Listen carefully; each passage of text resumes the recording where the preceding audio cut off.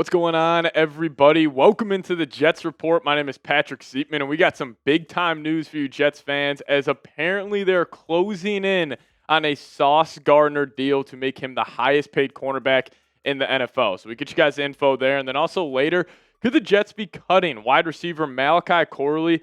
His stock has been definitely falling this offseason. If you start looking at the roster a little more in depth, I think he may be on the outside looking in when this final 53-man roster drops. But before we share with you guys all that information, if you guys could help me beat the Packers report in terms of most subs ever gained on a video. They just had 92 subscribers on their video that went out yesterday. I'm trying to top that. Let's see if we can get to triple digits here and pick up 100 new subs on today's show. So hit that subscribe button today if you guys have not already. We'll keep you guys posted with everything you need to know on the New York Jets. Really does help us out. So hit that sub button today.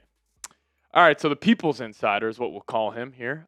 Slick Rick Scoops. If you guys are an NFL sicko like I am, you guys know this guy is very big on Twitter. And he tweeted this out, saying, busy day at Ricky Incorporated. Sauce Gardner is expected to become the highest paid cornerback as the Jets are pushing to get an extension done during training camp. So that's great news for us. And if he becomes the highest paid cornerback, this is the guy he needs to top. It's going to be his classmate, Derek Stingley Jr. He just signed a 3-year, $90 million deal this offseason. And the big kicker of this is he got $89 million guaranteed. So I could see Sauce getting maybe $31, $32 million per year.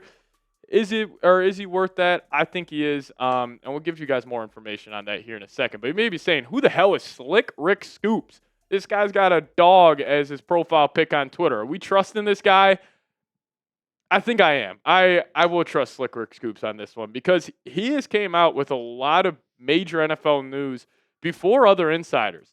Like, he was all over the Jalen Ramsey Pittsburgh Steelers trade months before that went down. I remember last year when the Lions, when they extended Penei Sewell and Amon-Ra St. Brown, he had both those deals days before. So he has some information. I don't know who this guy is, but I would not be shocked even as we're filming this video that Sauce Gardner ends up getting paid because Slick Rick, you got to trust what he's got to say. But, a lot of people think that Sauce, and I guarantee you when this contract extension comes out, everybody's going to be saying, oh, he's overpaid. If his name was something besides Sauce, would he be, regarded as one of the best corners in the league? But I think he is. And, you look back to his rookie and sophomore year in the NFL, he was fantastic. Especially in that 2022 season. He was targeted 73 times, had 14 pass breakups, and only allowed 361 yards. That's unreal stuff. Now, obviously, this past season was his worst year of his NFL career. But still, even a bad year for Sauce, I still think it's him playing at top 20 cornerback in the league level. And in terms of Sauce and how he's handled this contract negotiation part, I think he's handled it perfectly. He's never missed any practice so far. He's on the Pat McAfee show last week. He could have came out in there and said, something cryptic or something toxic, saying, oh, I'm not going to show up to training camp unless I'm paid, yada, yada, yada. He's handled it perfectly, and I think he deserves to get paid. Now, what I think Sauce will sign for is this. I think he will get a 3-year, $93 million deal, and I think the Jets will make this fully guaranteed. Now, it is very rare in the NFL that we see a non-quarterback get a fully guaranteed contract, but I think with Derek Stingley getting 89 of that $90 million guaranteed, I'm sure Sauce is putting that deal down on the table, being like, I just want a little bit more than that.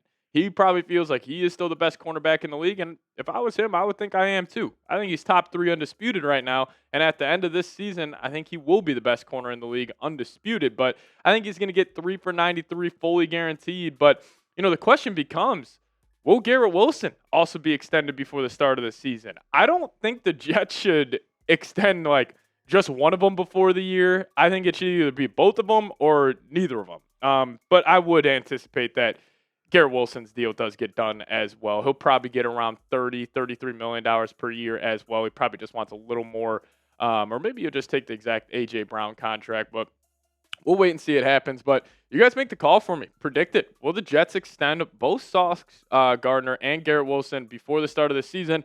Give me a Y for yes or give me an N for no. You guys let me know your thoughts down below in the comment section. I think they will, but if you guys disagree with me, comment down below. All right, now what's going on with Malachi Corley? It has been a weird offseason for Corley. Obviously, the Jets, when they drafted him last year, they had high hopes for him, but it actually turns out the coaching staff wasn't that big of a fan of this Corley selection. Rich Cimini had this bombshell article drop earlier on this week, and he said this: for all the draft day fanfare, Corley was never embraced by the previous coaching staff, which noticed immediately that his route running lacked precision, likely the byproduct of having a limited role or limited route tree at Western Kentucky. He also said his maturity also came under scrutiny, with some in the organization privately questioning his approach, according to people with knowledge of the situation. So I honestly think Corley has a chance to get cut. His stock has been falling this whole offseason. And honestly, his stock falling isn't even, his, doing. It's like the Jets drafting a guy like Arian Smith.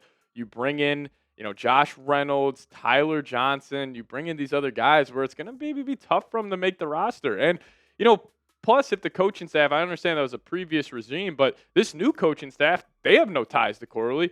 They're not saying, oh, we got to keep this guy. This was a guy we drafted. He's just another player on the roster, in their eyes. But in terms of him making the roster, so I think the three you see on screen are undisputed: Wilson, Reynolds, Lazard. So you got three there. Most teams end up keeping four. I think Arian Smith is a lock as well. So you got four guys there. And then I also do believe Tyler Johnson is a lock to make the team. I think he's a very underrated receiver, a great possession guy. So that's five. And then it's going to come down to, what about a Jamal Pritchett? We don't have him listed here, but UDFA, kick return, punt returner. Maybe they want him next to Kene Nwangwu in the kick return game, and then he'll be the punt returner. But also Xavier Gibson. I think it's really going to come down to Gibson or Corley. And with all the off the field and, maybe character issues with Corley, they would rather lean towards a guy like Gibson, in my opinion. But I also saw a hilarious video of Malachi Corley, and it kind of went viral. Harrison Glazer tweeted it out. It was Corley working out, and this guy was running routes. He would catch a ball, and then he would pretty much go headfirst into a sled machine. I guess he was trying to, I don't know, improve his physicality, improve his yards after catch. I don't know what he was doing. But it's definitely not the smartest thing. I mean, could you imagine if he got a concussion or he hurt his shoulder? Literally, he would just catch the ball, sled machine right there. He's going running into it. It was just not the smartest decision. But in my opinion, I do think the Jets should take calls on Corley. Because he is a gadget guy. I'm sure some offensive-minded sicko in the NFL can maybe look at him and be like, oh, he didn't work out with Jets. Well, he'll work out for me. He's got some character issues, don't love what he's truly about and how he handles himself, especially if a guy like Xavier Gibson, who's pretty much the complete opposite of Corley, where he's a great character guy, great locker room guy. Maybe he doesn't have the natural athletic ability that Corley does, but I think just knowing how Aaron Glenn's been, handling this whole offseason, just hearing the way he's talking, I think you would lean a guy like Gibson over Corley. And also this, you drafted Arian Smith. What you're going to ask Arian Smith to do is the same thing that a guy like Malachi Corley you would want him to do, where he's that smaller wide receiver, super fast, that gadget guy. If you just drafted Arian Smith, would there ever be a situation where you have Arian Smith and Malachi Corley on the field at the same time? I really doubt that, because both those guys are poor run blockers. You would obviously have Garrett Wilson on the field, and maybe it's on true pass down sets or plays that maybe you would have both those guys on the field. But I'm going to call my shot. I think Corley gets cut, and that's probably one of the biggest shocking cut candidates in the entire NFL. But what would you guys do?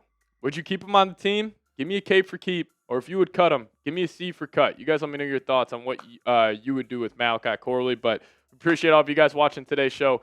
Thanks for tuning in. As always, go Jets.